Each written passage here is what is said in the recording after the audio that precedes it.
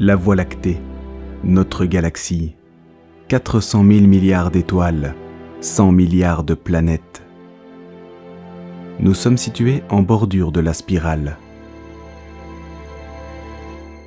Perdus au milieu d'un nombre inimaginable d'étoiles, notre Soleil et son système. Au loin, la Terre. Elle a l'air paisible à la dérive dans le cosmos.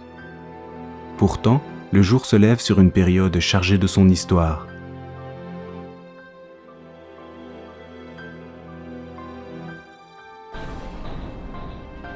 En quelques mois, l'Allemagne nazie s'est emparée d'une partie de l'Europe.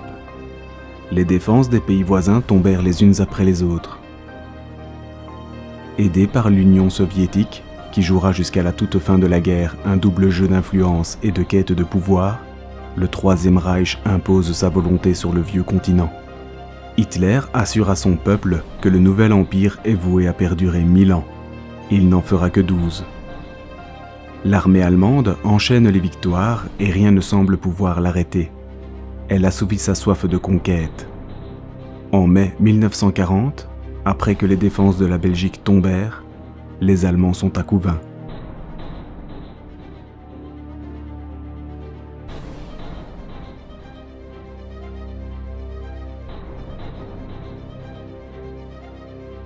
Dans le village voisin, 200 soldats de la Wehrmacht prennent possession des environs de l'église de Brûlis-de-Pêche.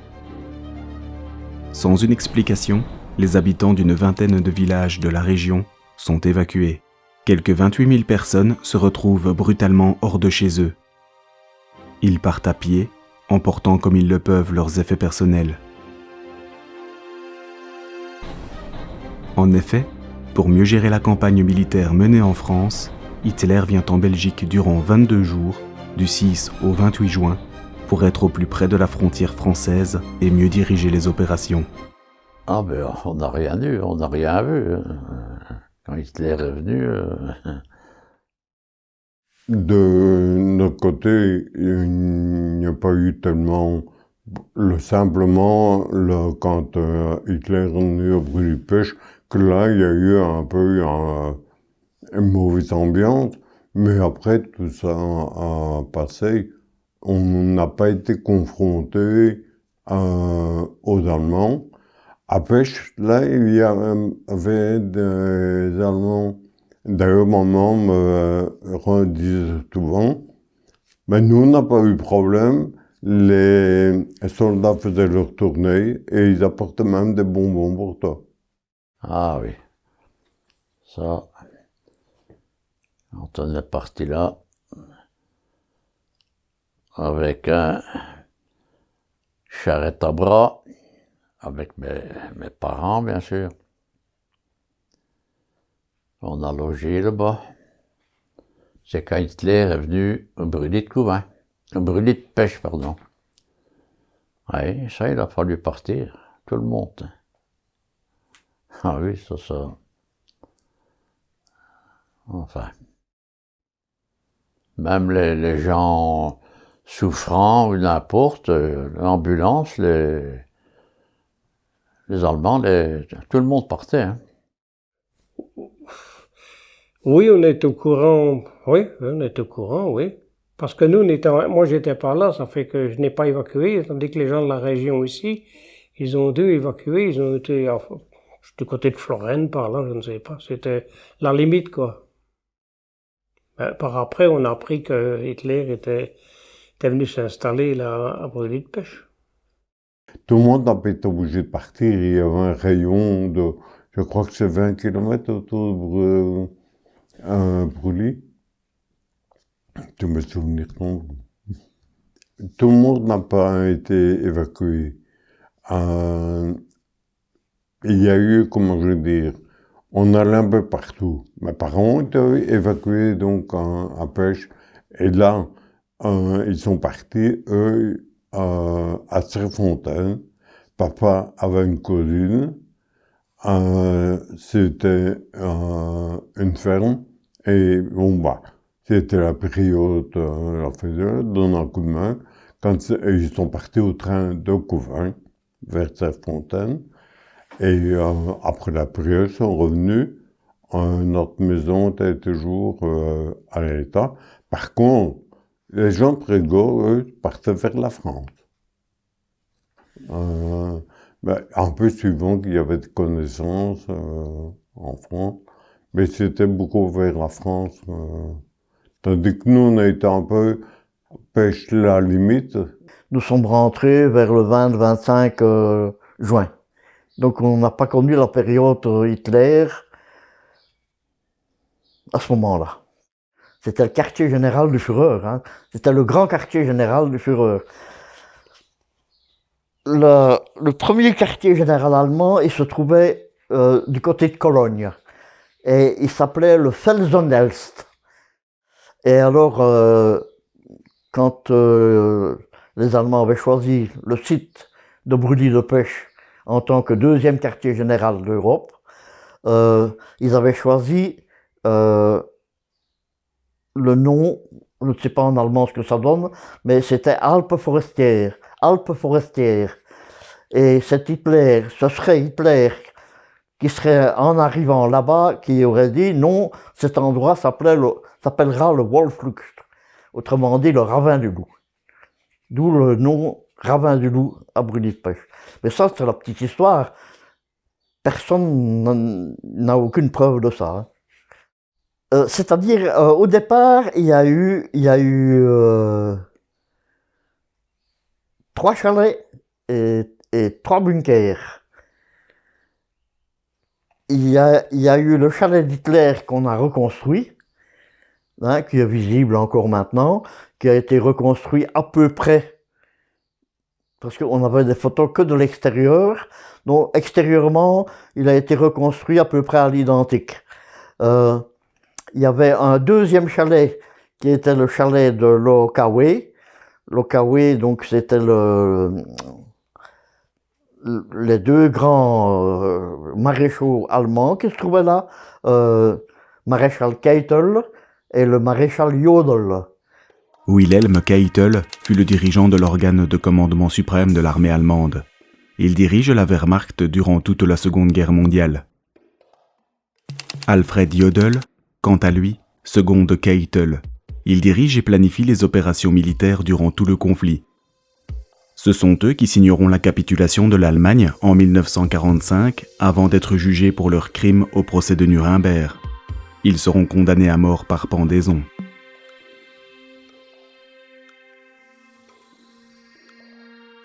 Et il y avait un 3e chalet plus loin,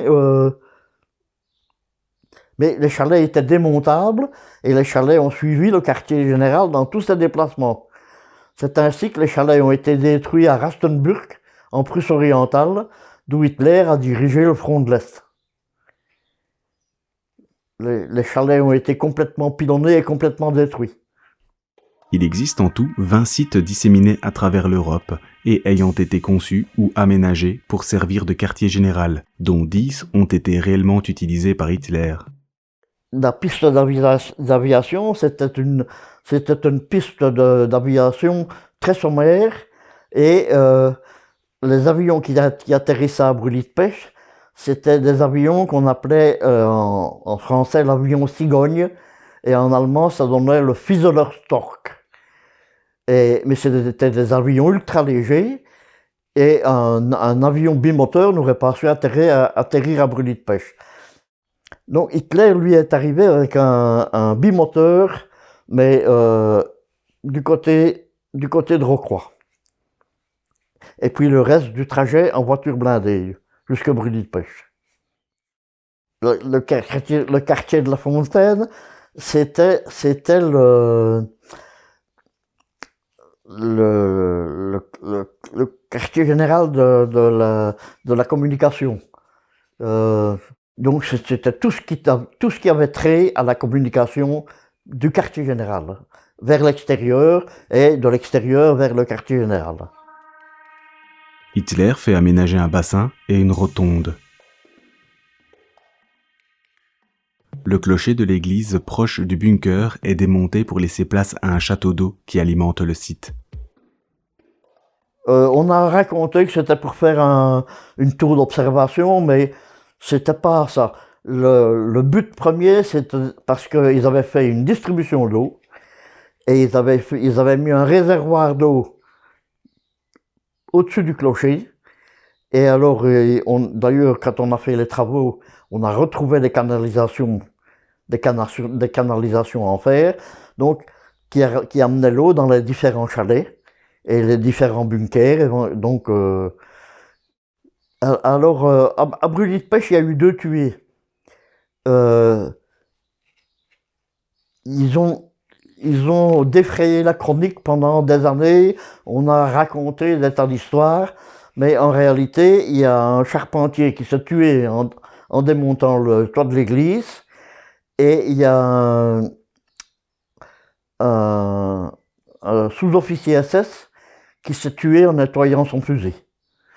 Donc, parce qu'on a raconté qu'ils avaient été fusillés, mais bon, ils ont été enterrés, les Allemands sont venus rechercher les corps bien après la guerre, mais ils étaient enterrés non loin du site du bunker.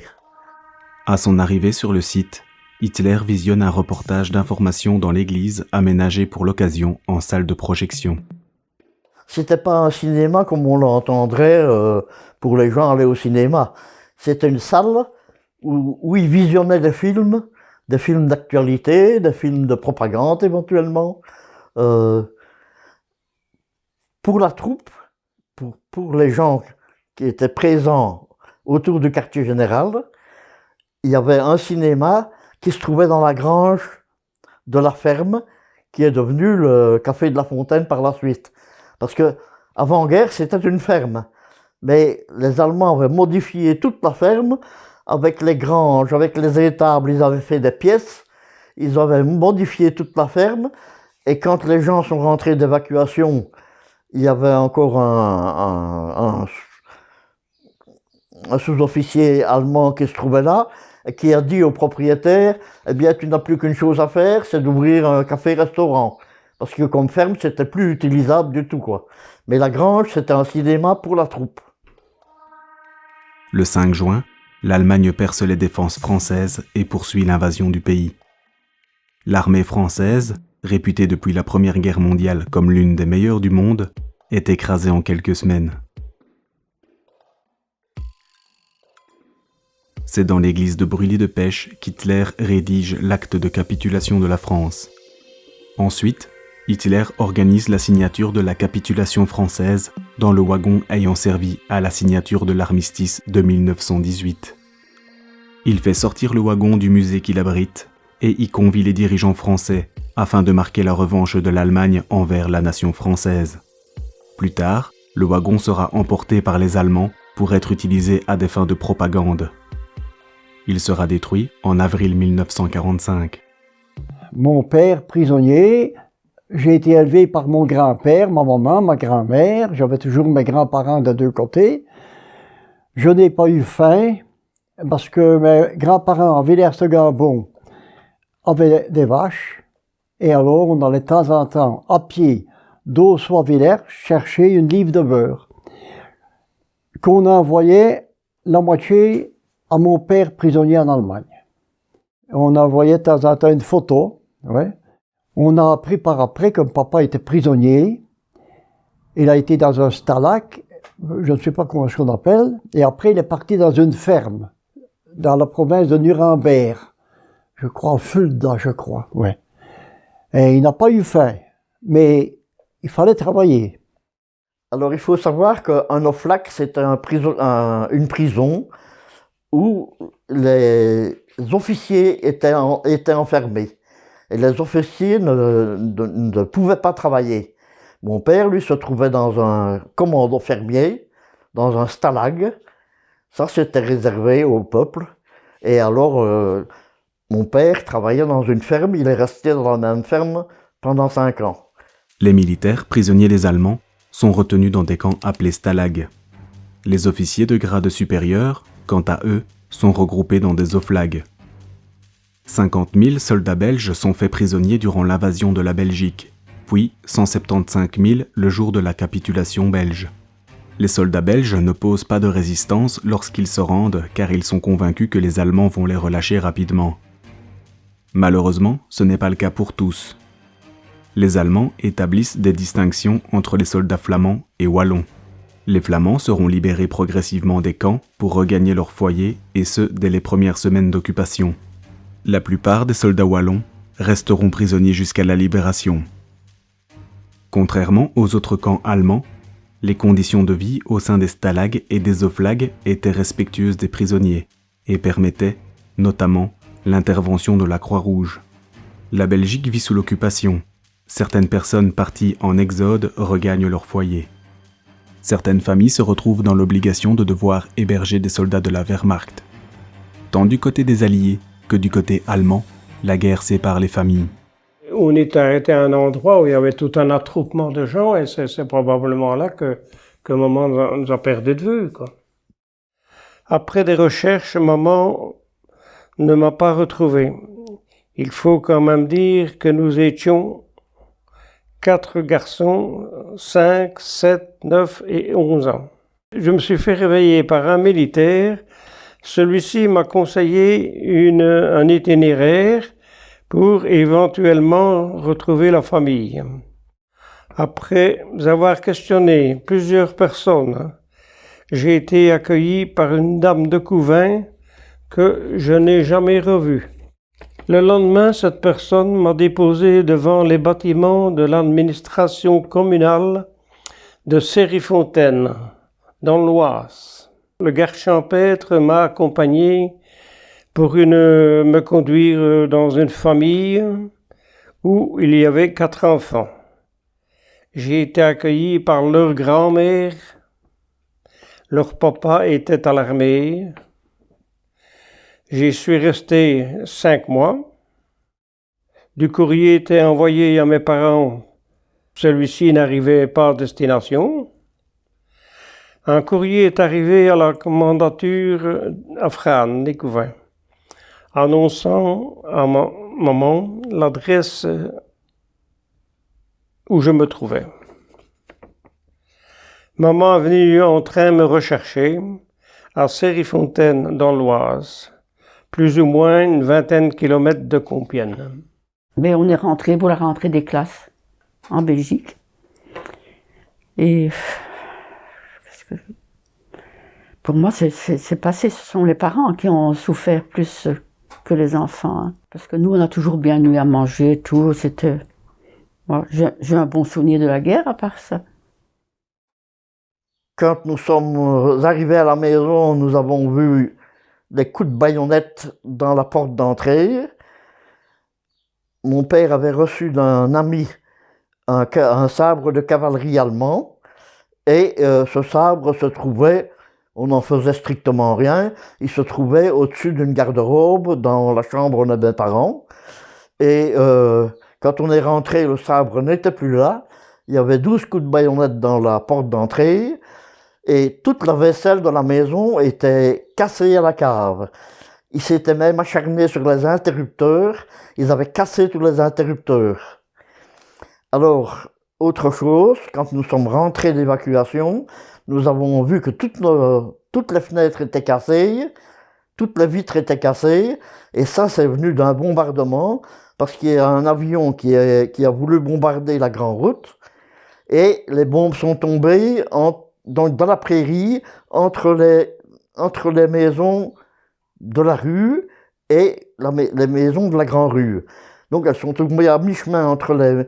Mais toutes les vitres ont été brisées. Donc, quand on est rentré dans la maison, moi, les dégâts, tout ça, je n'ai rien vu. Mais les vitres cassées, ça, c'est un souvenir qui m'est resté. Quand je suis devenu un petit gamin, comme tous les autres petits gamins de l'époque, on allait jouer dans les trous, parce qu'il y avait 4 trous qui se trouvaient à distance à peu près égale. C'était des trous d'une profondeur de presque 2 mètres. Alors on allait jouer là-dedans, c'était un lieu d'amusement, mais qui était destiné à faire beaucoup de mal au départ. C'était une période très difficile, on n'avait rien. On est parti, on s'est retrouvé dans une maison qui n'était pas pratiquement une maison, Mais bon, il n'y avait rien d'autre. On avait très peu d'aide à l'époque, contrairement à maintenant où il y a beaucoup de gens qui prennent, qui aident quand il y a une période difficile. Nous, ça n'a pas été le cas. Heureusement, mes parents étaient très courageux et on s'en est sorti. Le problème à l'époque, le travail, papa a perdu son travail. Comme toujours, il y avait à l'époque une petite ferme et un travail sur le côté. Donc le travail de la ferme a été annulé parce que tout le bétail a été tué par l'explosion. Donc, de pêche, on est revenu à Presgo. Et là, je vous dis, cette maison, c'était pas terrible. Il y faisait froid. Alors, on vivait avec un petit peu ce qu'on avait. Et je vais dire, on mangeait, mais pour moi, rien qui me passait. Ça n'allait pas. Donc, en étant là, après ça, papa a retrouvé un travail. Il travaillait pour un marchand de bois, mais sans gagner énormément, puisqu'on n'avait plus rien, plus d'argent, plus rien. Et, comment j'ai dit, maman, elle avait, la commune est intervenue pour nous. Maman allait nettoyer les écoles, le presbytère, c'était comme ça qu'on vivotait, comme j'appellerais ça. Et c'est seulement après, un peu plus tard, que papa a retrouvé un travail à Couvain, entreprise de route, et maman a retrouvé un ancien boulot qui était la saboterie qu'on a remis en service. Donc à partir de ce moment-là, la vie est devenue un petit peu plus facile. J'ai pas tellement de mauvais souvenirs, je dois dire, on me protégeait, hein, on protégeait des enfants. Mais j'habitais la gare, puisque papa était chef de gare. Et alors, les Allemands étaient partout, hein. Mais heureusement, on les a fait partir quand nous sommes arrivés d'Exode. Parce qu'ils occupaient toute la maison, on ne savait pas où aller, on allait chez telle personne, l'autre chez une autre. Puis alors, papa était à la commandanture à Jean-Blou, et du coup, les Allemands ont dû quitter la gare, mais on devait leur laisser une grande chambre. Donc ils logeaient dans la maison. Ils étaient 3. Mais ça se passait assez bien, je dois dire.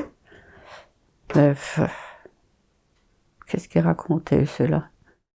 Mais je sais qu'eux, ils avaient tout pour manger. On leur donnait du fromage, du beurre et tout ça. Ils nous le montraient bien, hein, dans la maison. Ça, je me rappelle. Et quand maman disait, voilà, on m'a volé C'était pas les Allemands, ça. Parce que ce sont les gens du village qui sont venus voler des choses pendant qu'on était en exode. Alors, elle avait la commandante, plus de machine à coudre. Alors, je me rappelle le gros Hans qui avait dit, les Anglais vous en racheteront une, madame, qu'ils avaient dit en riant, en se moquant. Oh, ils étaient indifférents pour moi. On n'a jamais eu de problème avec. Non. Ça s'est bien passé parce qu'il y avait en plus des Allemands ici à Frane qui étaient stationnés là, sur le Tchen de Boussu. On habitait dans un quartier, j'avais 4-5 tantes qui habitaient dans la même rue. Parce que mon grand-père leur avait construit, il y avait 7 enfants, et il leur avait construit aux filles 6 maisons. C'était pas des grandes, hein. Ils avaient 2 places bas, 2 places haut, un grenier et une petite cave derrière, d'aucune. Mais chacun avait eu leur habitation. D'ailleurs, elles sont toujours là. Avec deux, trois, on n'en a refait plus qu'une, mais enfin, je ne sais pas comment est-ce qu'il a pu faire pour faire autant. C'était un maçon, il travaillait dans les carrières aussi. C'était tailleur de pierre aussi. Parce que mes grands-parents habitaient la rue du Parc Saint-Roch, près de l'Harmonie. Les soldats allemands se trouvaient à l'ancienne école moyenne et la porte du préau se trouvait juste en face de chez mes grands-parents. La distribution d'eau avait sauté par le gel et alors les Allemands n'avaient pas d'eau et ils passaient par la porte du préau, ils entraient chez mes grands-parents comme dans un moulin et ils allaient se servir en eau au robinet et comme mes grands-parents, qui étaient quand même déjà pas mal âgés à l'époque, ils n'auraient pas osé dire un mot tellement la peur des Allemands de 14-18 était toujours dans les esprits. Ben, nous, après le Gaulle, il n'y a pas eu des Allemands. Donc là, on n'était pas soumis. Je veux dire, simplement à pêche qu'il y avait là, tu vois, qu'ils faisaient des ronds pour voir que tout se passait bien. Mais comme j'avais des bonbons, ben, ça passait tout seul, quoi. On n'avait pas grand-chose pour jouer. On jouait au cerceau, hein? On jouait aux billes. On n'avait pas grand-chose. Comme jouer, tout ça, hein, pendant la guerre. Et maintenant, ils ont tout, ils ont trop, hein. Bon. Il y avait, au début de la guerre, il y avait chez Mijotte, j'ai été élevé aussi bien chez Mijotte que chez les voisins qu'à la maison, parce que les filles étaient beaucoup plus grandes que moi, mais elles étaient sympas. Et ils avaient l'obligation d'héberger deux Allemands, Eric et Ernst. Et à Noël, ils descendent, ça encore un souvenir très précis, ils descendent de leur chambre de chez Mijotte. Et je suis là, moi je découpe du carton, je chipote, enfin, bricole. Et alors, Angélique, la maîtresse de maison, les invite à venir prendre une tasse de café. Et ils avaient, en descendant de leur chambre, ils avaient une boîte de biscuits ou je ne sais quoi. Et à un moment donné, j'étais, moi, assis, on les invite, c'est pour dire que la peur n'était quand même pas tout le temps présente, quoi. J'étais au milieu d'eux, Eric et Ernst, je ne peux plus dire celui qui était à droite ou à gauche, mais enfin bref.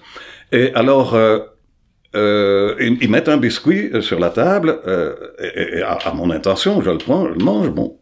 Et puis, à peine mangé, ils en mettent un, etc. À un moment donné, j'en ai tellement eu que je me mets à pleurer et je cours dans les bras de Berthe. Voilà, c'est tout.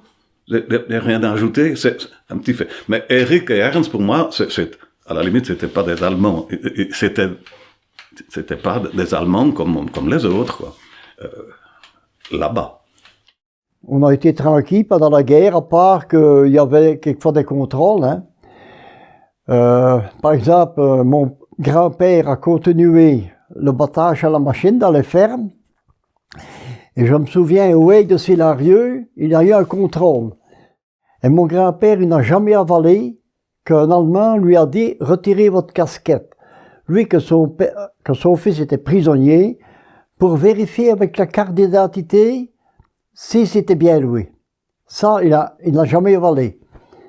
Il y a un jeune homme de Dossois qui est mort pendant la guerre, le fils de eh bien, son papa l'a conduit au cimetière sur une brouette. Mais l'Allemand qui a été tué sur la porte, à côté de, maintenant, du docteur Audi, il a eu une balle dans la tête et on l'a enterré plus loin chez Théophile Nicolas, dans l'Adventure. Et par après, on a obligé le cantonnier et le champêtre d'aller le déterrer et de le mettre au cimetière. Je ne comprends pas même pourquoi ils n'ont pas venu le rechercher avec un cercueil, je ne sais pas. Et alors, le cantonnier a lié une corde Et pour ne pas tirer toute la terre, allez les gamins, vous tirez. Et tout d'un coup, en tirant, tout le monde, on est à plusieurs, on est derrière par terre. On avait eu, pas l'allemand, mais les bottes. Ça fait qu'on a dû recommencer. Mais entre gamins, on a ri un petit peu, mais c'était triste quand même. Hein. Encore un souvenir du début de la guerre. Mon grand-père était venu toujours avec l'oncle en question, c'était des gens qui n'avaient pas d'enfants, et ils étaient venus consolider la cave. Ils avaient mis des madriers de bois avec des soutiens en bois. En cas d'alerte, en cas de bombardement ou en cas d'alerte, on pouvait descendre à la cave. Et là, avec l'équipement de protection qu'ils nous avaient mis, on pouvait se sentir relativement en sécurité. Je ne me rappelle pas bien, mais pour nous, on n'a pas souffert vraiment de la guerre, sauf quand il y avait les bombardements, on se demandait quoi, mais non, à 7 ans, non. Si, au début, quand il y a eu les bombardements, on allait à la cave, il y avait la sirène, à la gare, il y avait une sirène qu'on faisait fonctionner, et alors on allait dans la cave. Hein. Mais heureusement, parce que je ne sais pas si on aurait été protégé dans la cave par un bombardement. Hein. Il y en a qui ont été plus mal arrangés. On voyait les avions, mais maman dit non, non, la cave, à la cave. On aurait bien voulu, nous autres gamins, hein, voir les avions, mais ah oui, tout le monde est dans le cave. Moi, je me souviens d'une nuit, je me suis relevé, j'ai entendu une mitraillade, je suis allé à la fenêtre de derrière qui donne sur le sud. Et là, j'ai vu un avion tomber du côté de Villers-deux-Églises, peut-être plus loin. Hein. C'est ça, quand les bombes sont tombées, encore bien qu'il y en a 2 qui n'ont pas explosé au-dessus. Mais j'en vois des autres qui sont tombés dans une pâture, totalement derrière les maisons gauche de la rue de Latra. Il y a un espace qui n'a pas de maison. Hein. Et c'était à Pierre-Lariguette qu'on l'appelait, c'était Pierre Janssens. Et je vois encore 2 impacts de bombes là-bas. Et le cheval qui avait été blessé à une patte ou n'importe quoi. Oui, elles n'ont pas éclaté. Alors il y a, selon moi, j'ai entendu dire que c'est un officier français qui les avait désamorcés. Et je vois encore, il avait tiré le bout. Hein. Et elles sont restées là. Et puis, peut-être 8 jours, 15 jours, 3 semaines après, on est venu nous dire, il faut évacuer, on va faire sauter les bombes. Et je suis parti avec ma mère, ma soeur, mon frère et ma petite sœur. Non, elle n'était pas née, ma petite sœur. Et on est allé au coin du cimetière à Dousois. Et les bombes, on a fait éclater les bombes. Nous, on avait une maison qui tenait sur une patte, le toit passé haute, et on a dû aller loger chez le grand-père pendant un an et demi. Il y avait des Allemands pendant la guerre qui avaient un phare à la route d'Yves. Ils allumaient les avions le soir, et je crois, moi j'ai toujours cru que c'était la DCA de Florence qui tirait après les avions. Et on a un avion qui est tombé suite à ça. Hein? À combien? À 500 mètres de la maison, même pas. Hein? Ouais. Alors que l'Allemagne envahit la France via la Belgique par le nord, en parallèle, le 10 juin, l'Italie, dirigée par Mussolini, s'allie avec le Reich et attaque à son tour la France.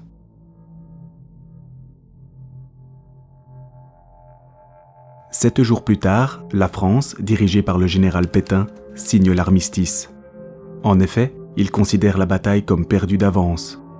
Le territoire français se retrouve divisé en 2, le nord sous occupation allemande et le sud dirigé par le régime de Vichy, avec à sa tête le général Pétain qui collaborera avec les Allemands et instaurera les lois antisémites.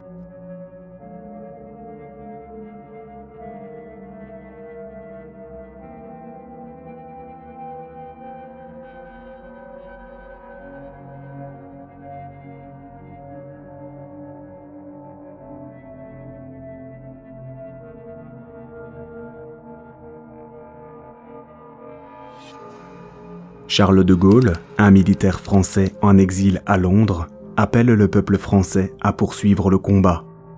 il fondera un régime de résistance appelé France Libre, qui évoluera ensuite sous le nom du Comité français de libération nationale, pour devenir, en 1943, l'Armée française de libération. De Gaulle mobilisera les résistants en distillant ses consignes grâce à la radio. La propagande nazie essayera de le tourner en ridicule.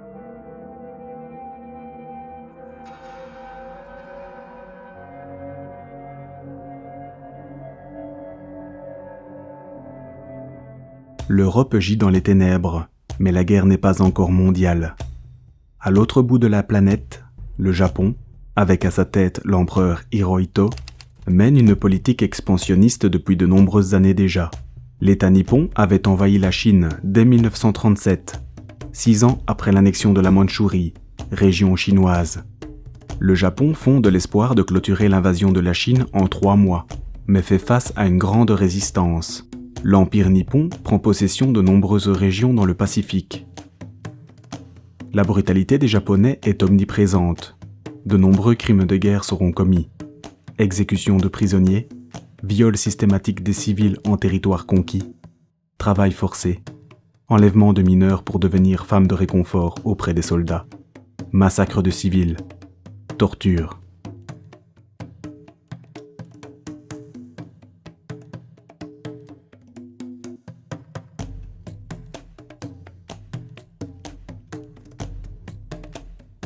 Le Japon signe une tripartite avec l'Allemagne et l'Italie. Les 3 capitales, Rome, Berlin, Tokyo, étant alignées sur le même axe, ce qui donnera le nom aux forces de l'Axe.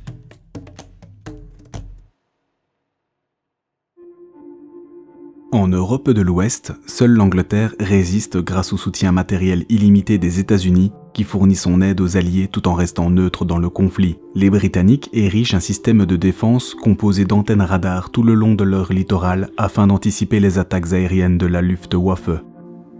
Le commandant en chef de la Luftwaffe est Hermann Göring. Il surestime les capacités de son aviation et sous-estime les pertes allemandes pour ne pas discréditer l'armée de l'air aux yeux du Führer. Attitude qu'il conservera tout au long du conflit. Göring sera aux côtés de Hitler au quartier général de Brûlis-de-Pêche. Il séjournait au château de Chimay. On l'aperçoit à droite en train de serrer la main du Führer. Les Anglais subissent une vague de bombardements qu'ils surnomment le Blitz. L'armée de l'air britannique résiste courageusement et met en déroute la Luftwaffe.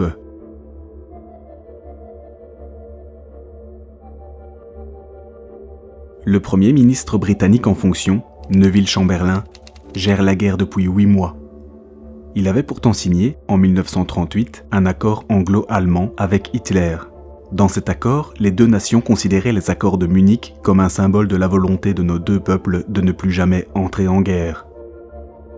Lorsque le ministre allemand des Affaires étrangères, Joachim von Ribbentrop, critiquera Hitler pour la signature de cet accord, celui-ci répondra « Inutile de le prendre au sérieux, ce morceau de papier n'a absolument aucune valeur. » Chamberlain cède bientôt sa place à une figure devenue emblématique, Winston Churchill, qui jouera un rôle crucial durant la guerre. Outre les États-Unis, plusieurs autres pays maintiennent également la neutralité.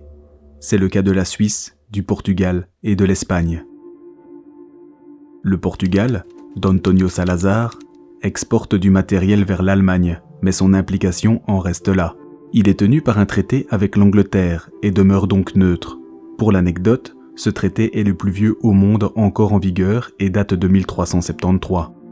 L'Espagne, qui est gouvernée par la dictature de Franco, demeure neutre dans le conflit. Franco privilégie la stabilité de son régime. Néanmoins, il délivre lui aussi une aide matérielle à l'Allemagne en reconnaissance de l'aide que celle-ci lui avait prodiguée durant la guerre d'Espagne. Toutefois, par précaution, Franco mobilise des troupes dans les Pyrénées pour dissuader les Allemands d'une éventuelle attaque, car ceux-ci souhaitent prendre le contrôle du détroit de Gibraltar. En parallèle, l'Italie du dictateur Mussolini décide d'envahir l'Égypte, qui est sous influence britannique. Passé l'effet de surprise, l'armée britannique, aidée par les forces du Commonwealth, contre-attaque. Le Commonwealth, ou la Communauté des Nations, est un ensemble d'une 50aine de pays qui sont toutes d'anciennes colonies britanniques. La guerre fait rage en Afrique du Nord. Hitler enverra l'Afrika Korps pour soutenir son allié italien dans la bataille, avec à sa tête une figure devenue légendaire, tant du côté des opposants que des alliés, Erwin Rommel, le renard du désert. Il sert 30 ans dans l'armée. Son opinion envers le Führer évoluera avec le temps. Il finira par douter des capacités de Hitler à mener l'Allemagne. Il est l'un des rares généraux à ne pas avoir commis de crimes de guerre ou de crimes contre l'humanité. Devant son attitude devenue ambiguë, Hitler menace sa famille de mort et le contraint au suicide. Rommel boira le poison qu'on lui fournira pour sauver les siens et aura des obsèques nationales afin de masquer son meurtre. Après le repli des troupes britanniques lors de l'opération Dynamo, Churchill craint que la flotte française ne tombe aux mains des Italiens ou des Allemands et que ceux-ci ne prennent le contrôle des mers. Il prend la décision difficile de lancer une mission afin d'arraisonner ou de couler la marine française, pourtant alliée. C'est l'opération Catapulte. Le bilan fera plus de 1000 morts et plusieurs bâtiments de guerre seront saisis ou sabordés.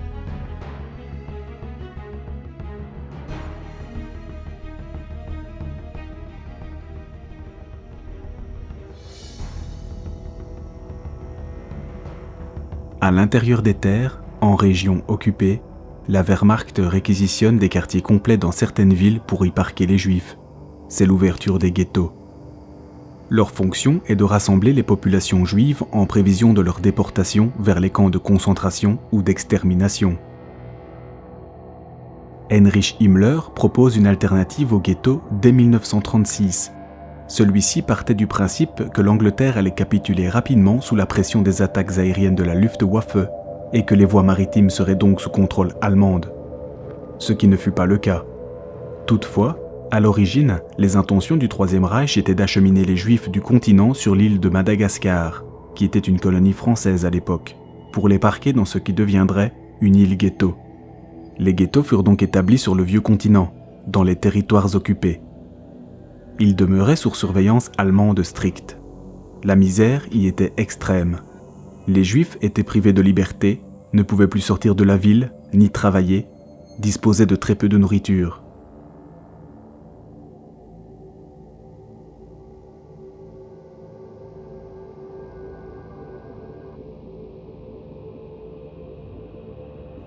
Une vie sociale, culturelle et religieuse se crée toutefois au milieu de la misère.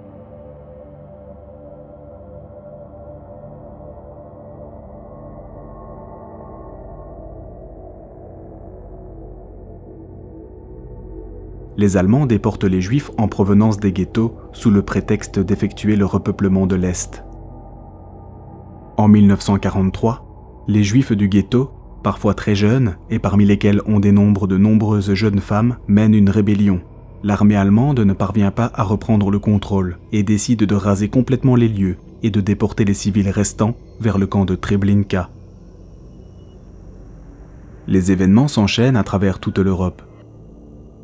La propagande nazie, orchestrée par Joseph Goebbels, rapporte aux citoyens allemands l'effet d'armes de la Wehrmacht sur le front, souvent amplifié, modifié pour les magnifier. Joseph Goebbels est un ami proche de Hitler, et ce de longue date. Hitler est d'ailleurs le témoin de mariage du couple Goebbels, comme l'atteste ce cliché. Il compose le trio des hommes les plus influents du Troisième Reich, avec Heinrich Himmler et Hermann Göring. Goebbels emploie des techniques modernes de manipulation de masse, influence les médias, que cela soit la presse, la radio ou encore le cinéma. À la fin de la guerre, Hitler, pour échapper à la justice, a l'intention de mettre fin à ses jours. Il le nomme pour le remplacer à la tête du régime. Il n'y restera qu'une journée.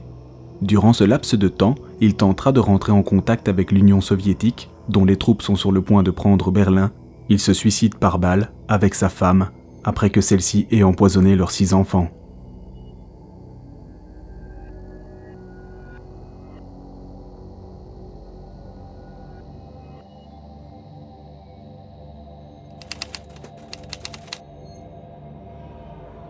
Lors de la prise de Berlin par les soviétiques, les corps calcinés du couple Goebbels seront découverts dans le jardin de la chancellerie, aux côtés de ceux de Hitler et de sa femme. Même si des bribes d'informations circulent, que certaines sont relayées par la presse ou par la radio, La plupart des populations, surtout en milieu rural, n'a que peu d'écho des événements qui se déroulent dans le monde. La Belgique vit sous occupation allemande jusqu'à la libération en 1944. Beaucoup vivent dans la précarité, car la plupart des pères de famille ont été mobilisés par l'armée et ont soit disparu ou été faits prisonniers. Les mères et les grands-parents assument le quotidien. Les Allemands nous interdisaient de mettre la radio. Parce qu'il y avait des informations venant d'Angleterre, à mon avis. Nous n'avions pas de radio, la télévision n'existait pas, et les journaux, nous n'avions pratiquement pas d'argent. On n'avait pas d'argent pour s'acheter des journaux. Mon père étant prisonnier de guerre, il n'y avait que l'argent que ma mère allait gagner chez un vétérinaire de Couvain, où elle était femme de ménage. Et alors on vivait de l'assistance publique et des bontés des amis et de la famille éventuelle. Oui, il y avait la radio. Je sais que nous, on avait des Allemands chez nous. Alors, on écoutait tout bas, presque pas, on n'avait presque pas de son. On collait l'oreille, surtout mes parents, pour avoir les nouvelles. Et qui venaient d'Angleterre aussi et tout ça. Mais autrement, on ne pouvait pas, avec les Allemands dans la maison, il fallait faire gaffe. Il n'avait même pas de poste télévision, de TSF. Mais enfin, bon, les rumeurs, tout ça. Ben, il faut dire qu'on n'avait pas grand-chose non plus. On n'avait pas de journal. On avait bien la radio anglaise, mais c'était tout, mais les parents... Oui, parce que la vie n'était pas la même. Non, mais on allait coucher tôt. L'hiver, 7h30, 8h, on allait coucher. Parce que le chauffage, ça coûtait déjà cher.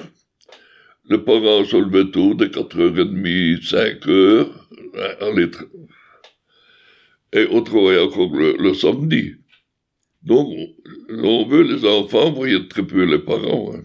Nous n'étions au courant de strictement rien du tout.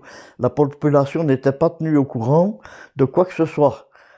Les camps de concentration, on a appris ça à la Libération. Mon père, qui était prisonnier de guerre en Allemagne, quand il a été sur le chemin du retour accompagné des Russes, il voyait des gens habillés en tenue de prisonniers, il évitait ces gens-là parce que c'était des gens pour lui de mauvaise vie, de mauvaise... Et il s'est rendu compte qu'il y avait des Belges là-dedans et que c'était... Mais même eux en Allemagne n'étaient pas au courant des camps. Non, parce qu'on n'avait pas les moyens pour acheter des journaux. Hein. On était au courant parce que cachément, on allait en face, il avait un poste de radio. Mais ce qu'on ne pouvait pas, hein. Il y a même une de Dossois qui s'est fait par un rexiste de Dossois. Elle a été dénoncée qu'elle écoutait la radio. Et alors, on a venu chercher la radio là-bas, les Allemands. Mais nous, là-bas en face, c'est Léon Barré, on allait écouter à 12-7 les nouvelles de ce qui passait au front et tout ça. Les rexistes sont issus d'un mouvement politique belge appelé Rex, fondé par le catholique Léon de Grelle. Le parti est créé en 1930 et se développe tout au long de la guerre avant d'être dissous en 1945. Ses partisans collaboreront avec les Allemands et plus de 7000 Wallons partiront combattre les Soviétiques sur le front de l'Est. À la fin de la guerre, Léon de Grelle s'exile en Espagne pour échapper à la justice belge. Il est condamné à mort par contumace et vivra en exil tout le restant de sa vie. Il mourra en Espagne en 1994. Je serais presque tenté de dire non. Non, vous n'en parlez pas. Mais eux en parlaient et quand ils venaient du monde à la maison, mais alors justement, l'atmosphère faisait que j'écoutais. Mais non, on n'en parlait pas, il n'y avait pas de commentaires. D'abord, nous n'avions pas de poste de radio. On allait le soir chez les voisins, mais moi j'y allais pas pour écouter, bien sûr. Comme je le disais tout à l'heure, ben, il y avait probablement une friandise ou des noix, ou, etc. Et puis, comme papa et maman allaient, je suivais, quoi. Non, on ne parlait pas de... Non. Ou occasionnellement, mais c'était... je pense que... Et là, je suis presque certain, papa voulait nous épargner, en tout cas, moi, plus petit, épargner des tracas inutiles, quoi. Mais ça filtrait quand même. Hein. Pas de poste de radio et de 1, et puis alors, à la maison, il y avait la Libre Belgique, que je ne lisais pas, et ça ne m'intéressait pas. Non, pour moi, les médias, non. Non. Par contre, j'allais chez Mijotte, je vous l'ai dit, j'aimais bien d'aller. D'abord, il y avait un poste de radio et, souvenirs qui me reviennent à l'instant, quand nous n'étions que nous deux, Berthe pouvait avoir une vingtaine d'années, quoi, par là, 22 ans, je ne sais pas. C'était vraiment la meilleure avocate que j'ai jamais eue sur Terre, Berthe. Et elle me permettait d'allumer le poste de radio, TSF. Et je mettais, je suis presque gêné de le dire, mais tant pis, j'ai commencé ma phrase, j'irai jusqu'au bout. Je mettais des marches militaires, martiales, j'aimais bien ce type de musique-là. Bon, voilà. Mais dès qu'Angélique, la maman, arrivait, ben on éteignait la pause de radio. Non, les médias, pour moi, non. Si vous aviez vu ce qu'on avait comme radio à l'époque, c'était juste pour entendre un peu de musique et les informations. Ce n'est que beaucoup plus tard, près dans les années 50, qu'on a quand même une radio qu'on a là, à ce moment. Mais on parlait finalement entre nous, les jeunes, à l'école primaire, on parlait très peu de la guerre. Donc là, on ne sentait pas une mauvaise ambiance. Comme si on n'était pas concernés, quoi. On était protégés, nous, les enfants. Hein. On ne savait pas le tiers du quart de ce qui se passait. Même nous n'avions pas de poste de radio, je ne sais pas si c'est important, mais alors nous allions l'écouter chez les voisins le soir. Bon, ici Paris, bon. Moi j'allais parce que, ben voilà, il y avait probablement une friandise après avoir écouté. Je ne comprenais rien à rien. Mais alors, voyant l'inquiétude des visages des gens qui écoutaient, etc., bon, ben ça me mettait vraiment mal à l'aise, je ne comprenais pas. Et le fait de ne pas comprendre, je pense que ça ajoutait à l'inquiétude. Et une petite anecdote aussi à ce sujet-là, quand un jour, un soldat allemand avec un calot, un assez grand, blond, je l'ai toujours dans mon souvenir, il s'est dirigé droit sur moi, donc j'avais peut-être 3 ans à l'époque, et il a commencé à me caresser la tête, et alors il essayait d'expliquer petit, klein, c'est tout ce qu'il arrivait à dire, et alors ma mère qui était furieuse après les Allemands, parce que les Allemands lui avaient pris son mari, moi il m'avait pris mon papa, et elle ne supportait pas qu'un Allemand mette les mains sur moi, mais il était de bonne volonté. Et à un moment donné, il a laissé ses seaux et ses cruches, et il a dit « moment », et il est reparti, et il est revenu avec une orange, et me donnait l'orange. Ma mère ne voulait pas que je prenne l'orange, parce que tellement elle les détestait. Et ma grand-mère, qui était très peureuse, m'a dit « Prends l'orange, mon petit, prends l'orange, on ne sait jamais avec eux comment ça peut tourner. » Donc j'ai pris l'orange. Et alors on a compris, il a sorti une photo de son portefeuille, et il avait un bébé de mon âge, à peu près, un peu ressemblant, et il voulait dire qu'il avait le même petit garçon que moi. Et c'était tout ce qui... Mais je dois dire que ça a créé pas mal de tensions à ce moment-là. Mais les Allemands, j'allais chercher mon lait, je me rappelle, à la ferme, un Allemand qui était triste et qui me disait « Moi, petite fille comme vous. Je me rappelle de ça. Pendant la guerre, quand ils ont commencé à reculer, les vieux Allemands, ils étaient dans les granges, on cachait les camions, tout ça, et dans les arbres.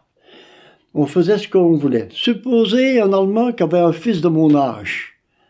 Eh bien, il se disait, où est-ce qu'il est mon fils? Il est peut-être incorporé dans le machin hitlérien. Hein? Alors, on faisait ce qu'on voulait. On montait dans les camions et tout. Ils ne nous donnaient pas du chocolat comme les Américains. Hein, ça, ils n'avaient pas. Et alors, en SS, il avait de la buée. Enfin, c'est par après qu'on a réfléchi. Il avait mis ça chez Louis Plainevaux, sur une garenne à lapin, pour enlever la buée au soleil, la lunette. La buée qu'il y avait dans les lunettes. Moi, avec les vieux Allemands, on faisait ce qu'on voulait. Je prends les jumelles. Je voyais des chars qui repassaient à la grande route. L'SS est arrivé derrière moi. Il a mis ses mains en criant en allemand, je ne sais pas ce qu'il a dit. Moi, je suis foutu le camp. Il a pris les lunettes et je l'avais à mon derrière. Je suis arrivé chez maman, elle a bien vu qu'avait fait quand même. Oh, maman, on avait peur de dire aux parents, j'ai fait une course, maman. 8 jours après, j'avais jaunisse, tellement que j'avais eu peur. À la fin de la guerre, les Allemands sont venus réquisitionner une pièce et un fauteuil. Il y a 2 SS qui se sont assis pour vérifier si on ne mettait pas une bombe. Je crois que c'est par après que j'ai réfléchi à ça avec ma maman et mon grand-père. Le soir est arrivé un colonel avec un képi rouge, mais je ne sais jamais su qui c'était. C'était un officier allemand. Demain, vous pouvez aller dormir, demain, nous serons partis. C'était la débâcle. Et en attendant, il y a un des SS, ma maman, qui dit « Mon mari, prisonnier en Allemagne, et à Nuremberg et tout. » Il y a un SS qui a dit à ma maman « Malheur la guerre, madame. » L'autre SS, il lui a répondu quelque chose de méchant. On a plus ou moins compris, sans le comprendre en allemand, « Ta gueule, c'est un ennemi. » Donc, par la suite, vous voyez qu'il y avait des bons et des mauvais. En 1941, l'Angleterre résiste toujours et Hitler doit se rendre à l'évidence. Il est dans l'impasse. Il change donc de stratégie.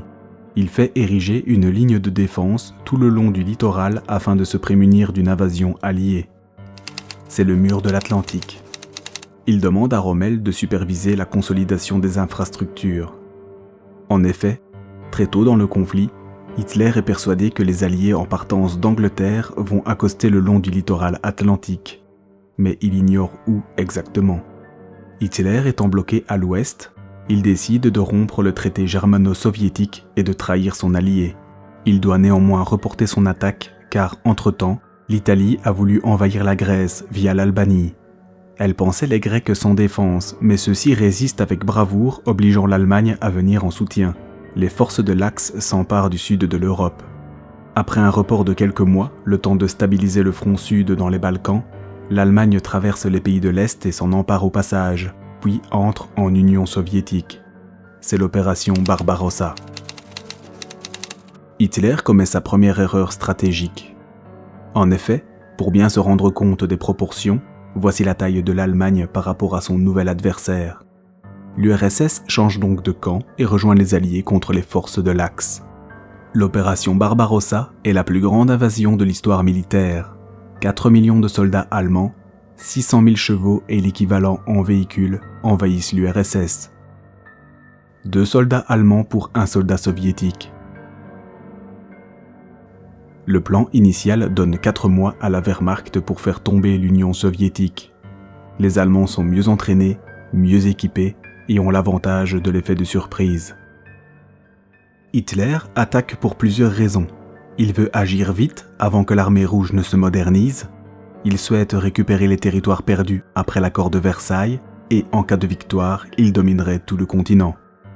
Il souhaite par là même assurer un espace que le parti nazi considère comme vital pour la prospérité de son peuple, ce que les Allemands appellent le Lebensraum. Entre 1941 et 1945, 80% des pertes humaines de la Wehrmacht se situent sur le front de l'Est. La Convention de Genève n'y est pas respectée, elle qui vise à définir les droits des personnes en temps de guerre afin de garantir un traitement humain aux prisonniers. Les mauvais traitements et les exécutions sont nombreuses tant du côté allemand que soviétique. L'URSS, d'abord ennemie, change donc de camp et s'allie avec la France résistante et l'Angleterre contre l'Allemagne et l'Italie. Staline joue un double jeu, et ce durant toute sa carrière politique. Certains historiens avancent l'hypothèse selon laquelle Staline envisageait d'envahir l'Allemagne de manière préventive car il redoutait la trahison. Cependant, il attendait que les pays occidentaux s'épuisent avant d'attaquer. Hitler argumentera l'assaut préventif pour justifier son attaque et la rupture du pacte germano-soviétique. Depuis le milieu des années 30, Staline, qui est à la tête d'une dictature communiste, a effectué une grande purge depuis plusieurs années afin d'emprisonner, déporter ou assassiner ses opposants politiques, y compris des officiers expérimentés et compétents de l'armée rouge. Il fait exécuter également plus de 1 million de partisans de son propre parti. La purge fait 2 millions de morts entre 1936 et 1938, dont 725 000 exécutions. En tout, la Grande Terreur aura entraîné au moins 6 millions d'arrestations, 3 millions d'exécutions et 2 millions de morts dans les camps du Goulag. C'est la moitié de la population belge. On dispose de très peu de photos de tous ces massacres, étant donné le peu d'informations qui filtraient du régime stalinien et la censure stricte qui en résultait. Lorsque Hitler envahit l'URSS, celle-ci ne dispose plus que d'une armée sous-équipée, mal commandée et donc peu organisée. 1941 marque également un autre tournant dans la guerre. En effet, le Japon, qui domine tout le Pacifique, décide d'éliminer toute menace potentielle, dont un avant-poste américain installé sur une île de l'archipel d'Hawaï. Il attaque dans la surprise générale la base américaine de Pearl Harbor, appelée la Perle du Pacifique. L'Empire japonais souhaite affaiblir les États-Unis avant de négocier une paix ultérieure. De plus, depuis le début de l'année 1941, les USA imposent des sanctions économiques au Japon depuis que celui-ci a envahi la Chine. Les deux camps étaient toujours en pleine négociation au moment des faits. Les Japonais leur avaient fait parvenir un avis de rupture de négociation, mais l'ensemble du document était crypté et les Américains perdirent beaucoup de temps à le comprendre. Les Nippons acheminent, en toute discrétion, une flotte militaire aux abords de l'archipel. Au moment de l'attaque, la surprise est totale et le manque d'organisation du côté américain ajoute à la panique. Les Japonais perdent 64 hommes, les Américains 2403 et 1178 blessés. Toutefois, le bilan est à relativiser. Même si dans l'imaginaire collectif, l'événement demeure marquant et a effectivement fait beaucoup de victimes, il en est tout autrement du bilan matériel. Les Japonais attaquaient dans l'espoir de déforcer la flotte américaine. Or, au moment de l'attaque, les 3 porte-avions américains étaient en mer à plus ou moins 300 km de l'île et ont donc été épargnés. Les bâtiments qui étaient à quai au moment de l'attaque ont tous repris du service quelques mois plus tard. Seuls 2 n'ont pas pu être réparés. Outre le bilan mitigé, l'attaque a également fait entrer les États-Unis dans le conflit mondial. Et cela a changé le cours de la guerre. Le président américain, Franklin Roosevelt, entre en guerre contre les Japonais. L'Allemagne, tenue par son pacte avec le Japon, déclare donc la guerre aux États-Unis. C'est le tournant décisif du conflit. Les États-Unis lancent une vaste campagne de propagande. Les comics ainsi que Disney y contribuent. Les usines tournent à plein régime. Tout le monde participe à l'effort de guerre. Pendant que les hommes s'enrôlent dans l'armée, les femmes sont invitées à soutenir la guerre en incorporant les usines du pays. À noter qu'au début de l'entrée en guerre des États-Unis, le peuple américain voulait avant tout se battre contre le Japon, et non l'Allemagne. Alors que le monde s'agite, l'Europe, toujours sous occupation, se retrouve rationnée. Le quotidien est difficile pour la plupart des familles. La famine est nettement plus présente en ville que dans les milieux ruraux. La vie quotidienne, c'est qu'on était privé de nourriture. C'est tout ce que je me souviens. On distribuait des timbres de ravitaillement à la commune et On allait faire la file pour avoir son pain et ses aliments et ce qu'on pouvait avoir. Alors, le rationnement, on était vraiment rationné, oui, la nourriture, oui. Je me souviens que nous autres, comme on était à 5 à la maison, on avait 1 kilo de sucre par personne. Et à un moment, on courait à Géronsard, enfin, c'est pas le mot, pour échanger 1 kilo de sucre pour avoir une livre de beurre, par exemple. Ça a été fréquent. Ou on allait au moulin à Couvin, au fond de l'eau, et pour avoir des fois 1 kilo de son, on y faisait des pains d'épices avec. Nous avions acheté par l'intermédiaire du vétérinaire, dont ma mère avait acheté, un petit porc. Elle l'avait eu pas trop cher. Et donc, on n'avait pas beaucoup de déchets, parce qu'on économisait. Mais enfin, bon, le peu qu'on avait, on élevait le cochon avec ce qu'on avait. Et je me souviens très bien que c'était moi qui étais chargé de la garde du cochon, parce que quand il y avait quelqu'un de douteux qui était dans les environs de la maison, eh bien ma mère m'envoyait jouer avec le cochon, qui, pendant que je jouais avec lui, il ne grognait pas. Alors ça évitait des gens qu'on ne connaissait pas, par exemple, parce que finalement, c'était quand même malheureux, mais plus personne ne faisait confiance en personne. Il y avait une méfiance qui...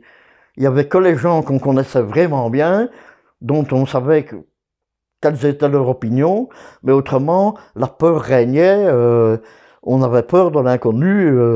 Alors, pendant qu'il y avait des Allemands dans le coin, ou éventuellement des inconnus, eh bien, j'allais jouer avec le cochon pour l'empêcher de grogner.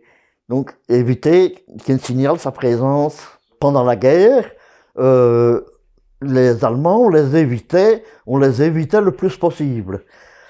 Et il faut savoir que nous allions à l'école à pied, et l'hiver, on prenait la voie du tram comme raccourci. Il faut savoir que la voie du tram, c'était le tronçon actuel qui va du Furet jusqu'au bout de la cité donnée. Donc ce tronçon-là a été refait par la suite, sinon c'était la voie du tram. Alors on suivait la voie du tram pour gagner quelques centaines de mètres, et alors il y avait les privations, on manquait de tout, et je sais que j'avais une boîte d'un côté, une boîte en fer, et une autre boîte de l'autre, et on ramassait les escarbilles que le tram avait laissé tomber. Et quand la boîte était pleine, je ramenais la boîte à ma mère, fier comme Artaban, de lui ramener un peu de chauffage. C'était tout à fait désuet. Et c'était vraiment minime, mais pour moi, c'est un souvenir comme un autre. Mais pendant cette période, c'était très difficile. Je ne vais pas dire que j'ai eu faim, mais j'en ai trop mangé. Parce que il n'y avait pas, comment je vais dire, les fêtes, on compte pas dessus. On n'avait rien. Et pour vous dire jusqu'à quel point ça va aller, eh bien, à Presgo, il y a 2 places. Et chaque année, on changeait de place pour animer un petit peu le quartier. Et devant notre maison qu'on avait à Presgo à l'époque, un carrousel devant notre porte. Eh bien, on n'a jamais pu y aller parce que c'était souvent, on n'a pas d'argent. Et c'était triste au point de vue bonbon. Là, c'était difficile. On en avait quand il y avait un baptême.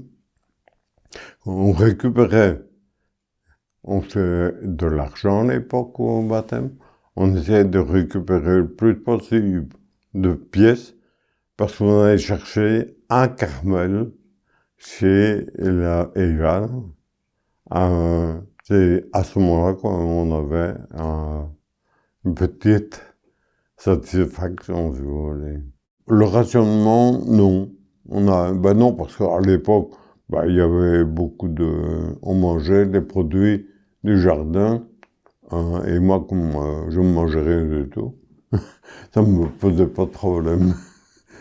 Non, là, je ne me souviens pas qu'il y ait eu des problèmes de gens qui auraient été vraiment rationnés, non.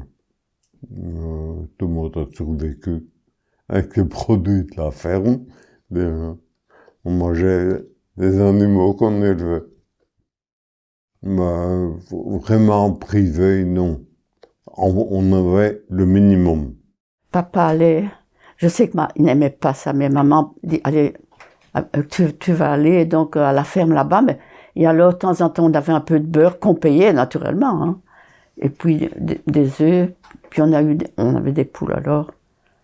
Bon, moi j'ai pas, du moment que j'avais du lait, moi, j'étais déjà contente. Non, moi j'ai pas été privée. Du lait, des œufs. Puis on a tué un porc, un cochon. Bon, on en a tué même 2. Alors ce jour-là, on invitait tous les voisins, parce qu'il y avait le boudin, la charcuterie et tout ça pour le premier jour. Et les gens faisaient pareil, les autres. Tout le monde tenait des cochons et des poules. Voilà. Donc moi, privé, non. Alors on avait un jardin. Non. Donc pendant la guerre, on a eu des timbres, hein, ravitaillement. Hein. Donc ça, on ne mangeait pas ce qu'on voulait. Hein.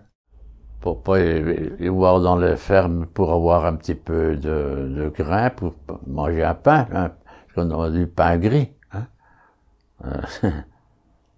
Ça, on n'avait pas tout ce qu'on pouvait. Hein, non, ça. Les autres, on avait encore de la chance dans les pays, dans les villages, mais en ville, ils ont eu faim. Hein. Mais les autres, papa, ils voyaient quand j'ai fait ma communion,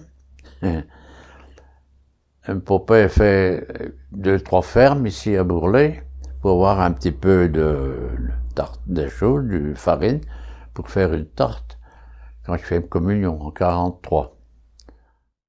Oui, on faisait la chaîne à la commune, chaque ménage, autant de personnes, autant de tickets. Et quelque chose que je me souviens, on passait dans l'école avec des vitamines. On portait des colis avant le cours. On devait les ficeler d'une telle manière et tout. Et on les portait à pied, même pas dans la neige. Hein. Il y avait un dépôt de colis. Ça a été à Vaugenay et puis avant le cours, je crois. Ouais. Maintenant, question alimentaire. Personnellement, moi, je n'ai pas souffert, je n'ai pas senti qu'il y avait des restrictions alimentaires, parce que papa et maman y veillaient, mais eux, c'était une terrible préoccupation, certainement. Mais je pense qu'ils ont voulu nous épargner, à mes frères et sœurs, cette inquiétude supplémentaire, là. Ils ont, oui. Le rationnement, oui. Le rationnement, c'était, le rationnement, bon, on avait des timbres de ravitaillement régulièrement, il fallait aller chercher à la maison communale. Ils étaient d'ailleurs annoncés par le garde champêtre de l'époque, avec une cloche, etc. Mais alors, ce qui est intéressant, c'est que au magasin, chez Mijotte, j'en ai déjà beaucoup parlé, une fois par mois, j'allais à la soirée, avec eux, toute la famille se réunissait, et même des voisins, pour classer tous les timbres, parce qu'il y avait des timbres pour le pain, il y avait du timbre pour les graisses, il y a des timbres pour le textile, il y avait des timbres pour les sabots, ou pour pour tout, pour la chicorée, pour tout, pour la confiture, des timbres voilà. Et alors, ils étaient tous d'une teinte différente, et il fallait les coller sur des grandes feuilles. Voilà, c'était assez simple. Alors, on mettait sur la table, on tirait les allonges, alors c'était une montagne de timbres de ravitaillement, et alors on choisissait, ça allait vite, la couleur, c'était suffisant, et alors on les collait. Il y avait des petites éponges et de l'eau, et voilà, pour remplir la feuille. Et Oscar, il était d'ailleurs comptable à la scierie Badeau, se chargeait de voir si on n'avait pas laissé un trou quelque part. Et après, bien sûr, il y avait une récompense. C'était, je sais pas, ça pouvait être, c'est pas moi, des pommes au lard ou, enfin voilà, c'était. Donc, question privation.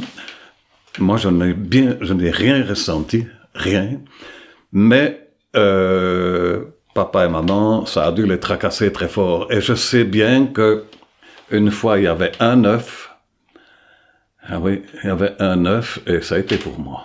C'est tout ce qu'il y avait. Trouver du froment à un prix acceptable, et puis alors on allait au moulin, le moudre presque en cachette entre le couvre-feu, un peu avant le couvre-feu, mais quand il faisait noir, on descendait avec mon petit chariot le long de la tournerie, et puis alors on allait au moulin. Et puis alors on avait un peu de farine, et puis maman, c'est ça que la balance qui est là-bas derrière vous, pour moi elle représente beaucoup, parce que quand on la sortait de l'armoire, que nous appelions l'armoire à carreaux, parce qu'elle avait des vitres, le bruit des plateaux, ça rappelait, bon, ça veut dire qu'il y a un peu de farine, il y a bien sûr un peu de sucre, et maman va faire quelque chose. Alors, c'était la fête. Sinon, maman cuisait son pain, ça, tous les jours. Elle allait chez Monsieur Clouet pour son écolage, et puis après, elle le cuisait. Oui. Ben, il se débrouillait, mais on ne le sentait pas. Non. Et maman essayait chaque fois de faire quelque chose qui sortait de l'ordinaire, quoi. Oui, je pense qu'on a été fort protégés, hein. Ah oui, ça c'est sûr. Et d'ailleurs, à telle enseigne que quand maman est décédée, c'est sûr, ça n'a rien à voir avec la guerre, mais je pensais, moi, que j'étais le plus jeune pendant la guerre, parce qu'il y en a eu un après la guerre, un autre frère, que j'avais été un petit peu le gâté. Mais alors, ma sœur a dit, mais non, c'est moi qui étais la gâtée. Et puis mon autre frère a dit, mais moi j'étais... Et puis alors François dit la même. Voilà, c'est l'ambiance familiale qui a fait qu'on est passé sans trop de griffes, quoi. Ça a été, pour moi, c'est essentiel. Et maintenant, on vit encore tous les quatre. Ma sœur a 90 ans, mais enfin... et ça reste, quoi. Et quand on évoque ces souvenirs-là... mais ils ne les ont pas aussi précis. Par contre, ils en ont d'autres que je n'ai pas. Enfin bon, pardon, c'est une parenthèse, mais tant pis. Le conflit qui oppose les Japonais aux Américains n'est pas sans conséquence pour les Nippons résidant aux États-Unis. En effet, suite aux événements de Pearl Harbor, la méfiance s'installe vis-à-vis des ressortissants japonais.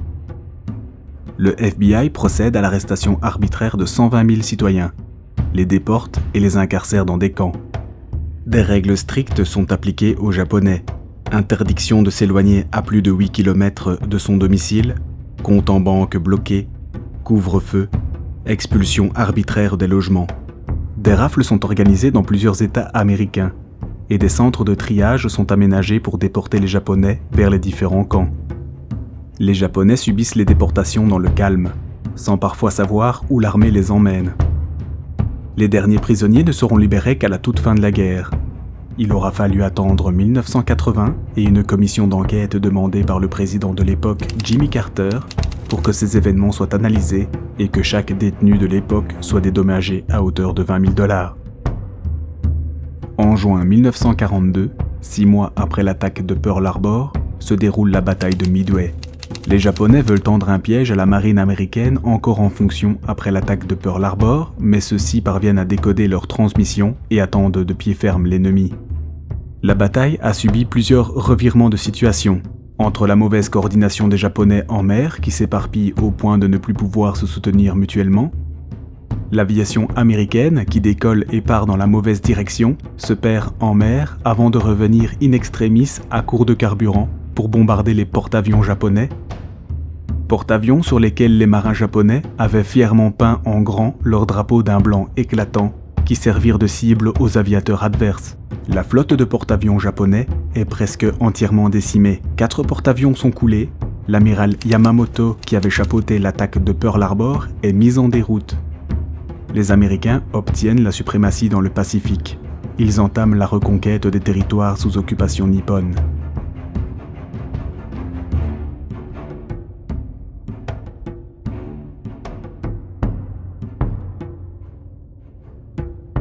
Un vent d'espoir souffle timidement sur le monde.